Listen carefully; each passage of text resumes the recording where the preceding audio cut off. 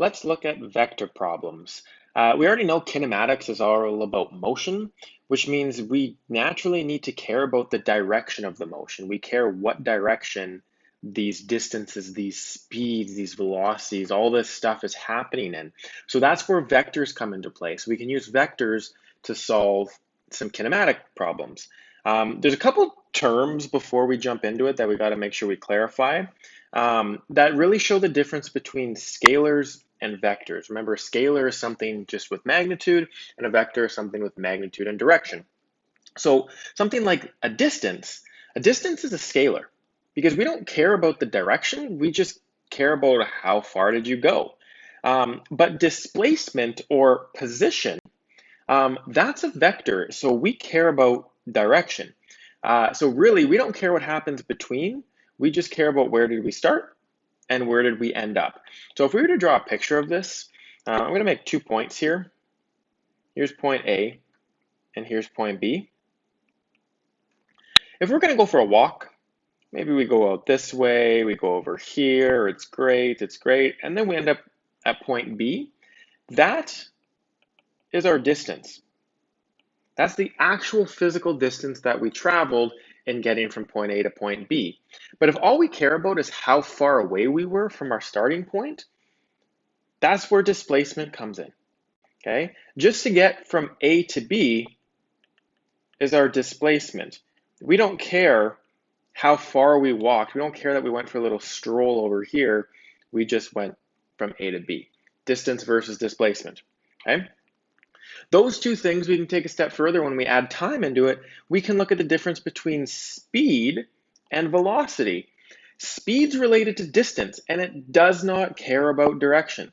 It doesn't care at all about the direction, it's just how fast were you going. But velocity is related to displacement. So that cares about direction. The velocity will always tell you, okay, well, I'm going at 5 meters per second, but I'm going in this direction, versus just saying, hey, look, I'm traveling at 5 meters per second. I could be up, down, left, right, doesn't matter, but that velocity adds that extra direction to it, okay? If you want, you can draw a picture speed versus velocity. We're not going to do that. Let's just look at math land. Let's see, okay, we know those two different things. We've both got speed. We've got speed and velocity, the same thing, but one's a scalar, one's a vector. So our formula, our distance equals time times velocity. Well, if we're looking at the velocity specifically, that's going to be d over t. But how this changes is if we're speed, we're looking at speed, we care about the distance traveled. If we're looking at velocity, we're looking at the displacement traveled, not the distance, just the displacement.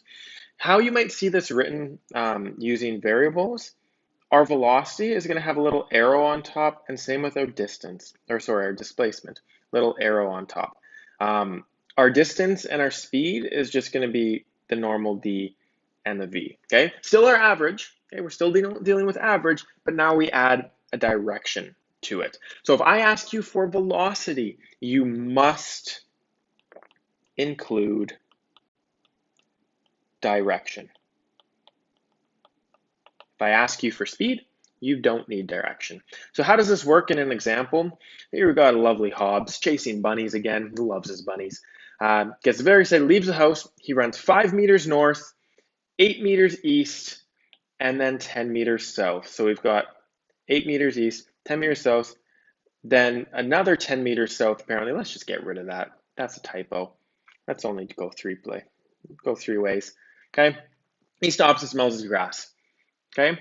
So all we care, let's look at the difference between distance and displacement.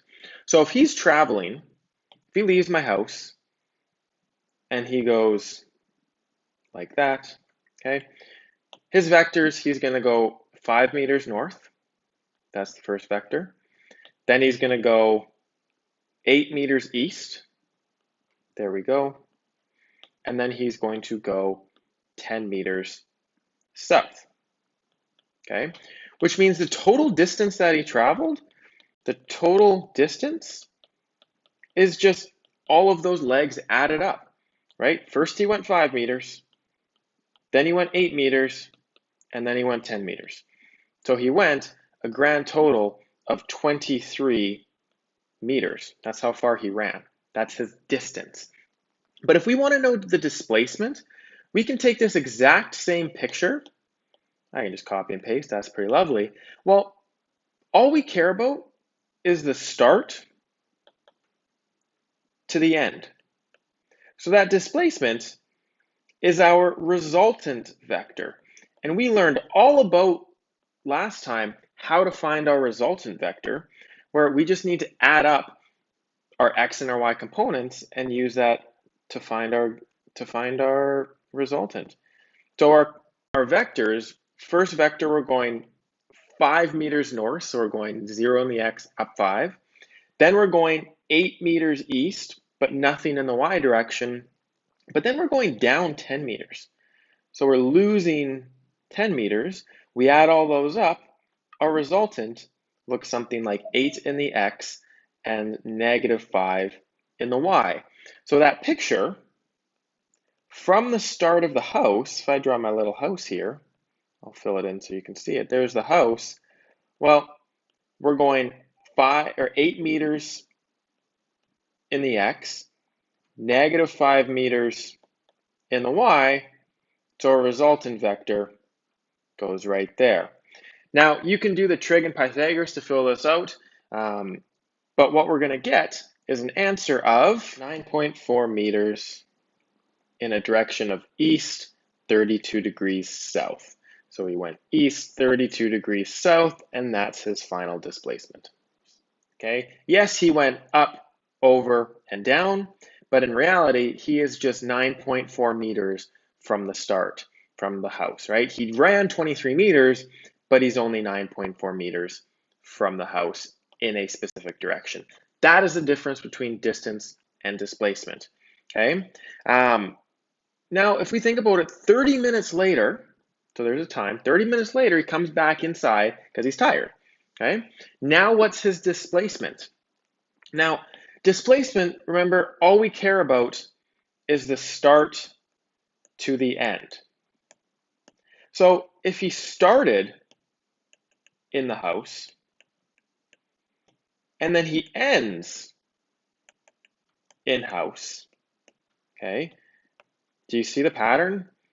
Yeah, he went out and did a whole bunch of stuff, but the start to the end, he did not move.